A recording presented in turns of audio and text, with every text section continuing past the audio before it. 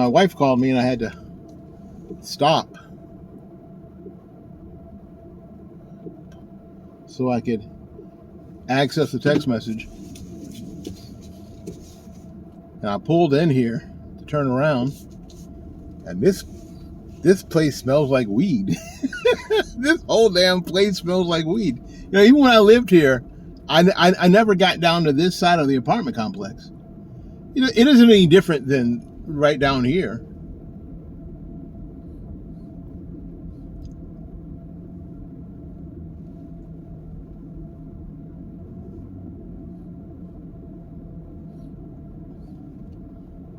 Weird story. This is the office and the pool. Yes, and ducks. Yes, you see them, ducks. You saw chickens down there and ducks. But anyway, when I lived over here,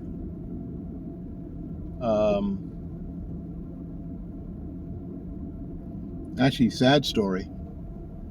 Here at 1403,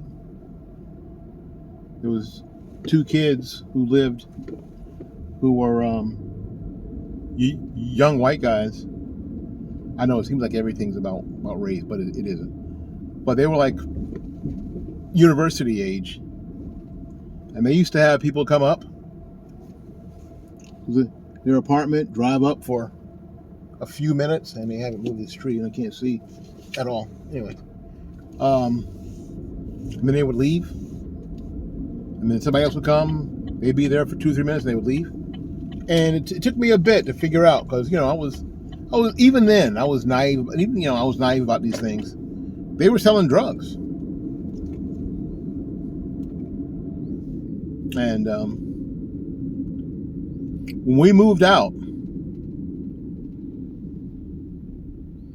and moved to Brandon, we heard that there had been a murder in that apartment complex, and they had got and one of the bodies was right there in what would have been right next to my parking space. My assumption is that it had something to do with their drug sales.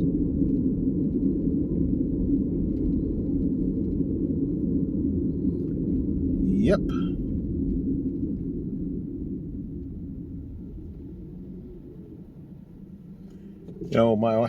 My wife and I were watching some people on YouTube who live down in Southwest Florida, and they were in their golf cart showing some really beautiful areas, and we were laughing like, don't show people how nice it is here because they'll want to come here. Should take some footage of the hood. So I guess that's what I'm doing. We'll take some footage of the hood and let you know that any city, it seems like any city has a place like this. Yep, they're selling stuff. Some people would say that these folks are industrious.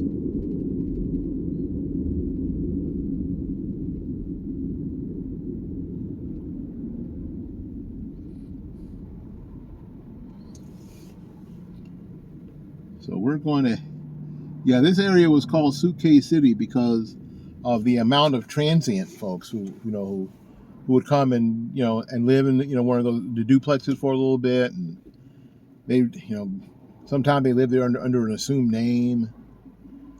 There are a lot of people up here, and I ain't gonna lie, who got warrants.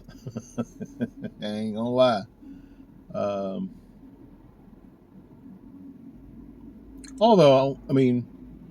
Although the story I was going to tell you about. I lived there. The apartment was run by this lady, and I don't remember if she was married. I don't think so, but she had a teenage daughter. And way back when, I don't think most people remember that there used to be like these 976 phone services, and one of them was 976-teen. 976 TEEN, and you would and you could call it, and for, I don't know, some amount of money per minute. It was all this just teen stuff that teen girls would be interested in. And I think you got to talk to there were boys who would call, and I think it was mostly that kind of thing, right? I don't think there were boys or girls on the other end. I think there were adults on the other end, acting like like teenagers. Well, anyway, I got my phone bill one month, and I had, I don't know, $50+ of 9716. And what I wasn't doing is is dialing up 9716 numbers. What I wasn't doing was that. I was not. Because what Willie knew is that he didn't have the money for that. And it was weird for somebody in their 20s to be doing that. Because I would have been in my 20s, right? It took a little bit. But what we found out was that the daughter, the girl, had been taking her mom's pass key and going into people's apartment before they got home, because for a long time there I lived there by myself, and she'd been going into their apartments and using their phones, calling 9716. Teen, T-E-E-N. Well, the mom denied it, of course. But it's interesting, like when you get found out and you get confronted, then it stopped, right?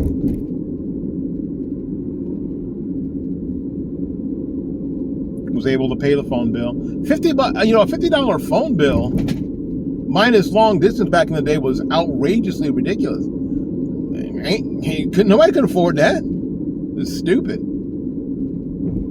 It's crazy. But anyway, well, we're headed back. I don't know if you can see it up here on the left. There's a place called Corner Store now. This person is tailgating the crap out of me. There they are. They just want to be ahead of me. They don't like it that I'm going slow. Corner Store used to be a wing place called Eggheads. Really good wings. Super wings. The sauce is banging.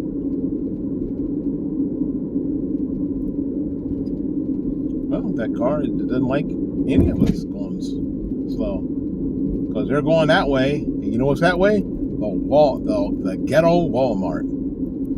So apparently they got to get to the ghetto Walmart. Anyway, I don't care. Doesn't matter to me. Now you might remember when we came this way earlier that we passed the James A. Haley Veterans Hospital, and this is the side of the building of the hospital. I think there's a bump up here. There is.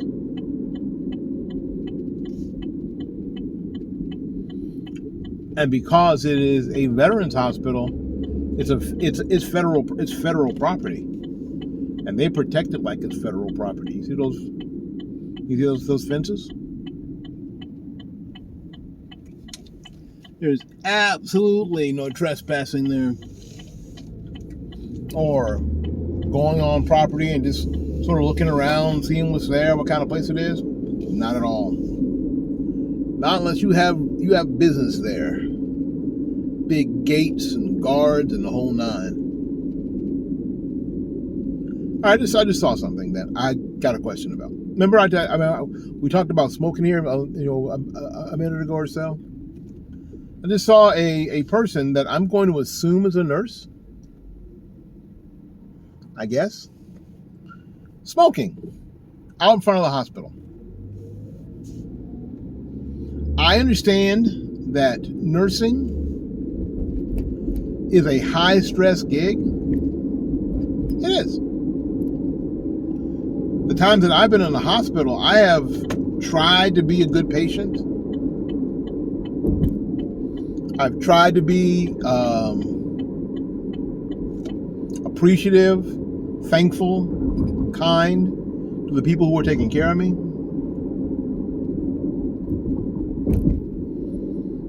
But it's tough. It's got to be tough. And I know, and I happen to know that I wasn't the nurse's only patients. But in any case.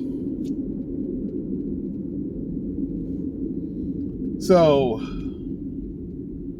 but is smoking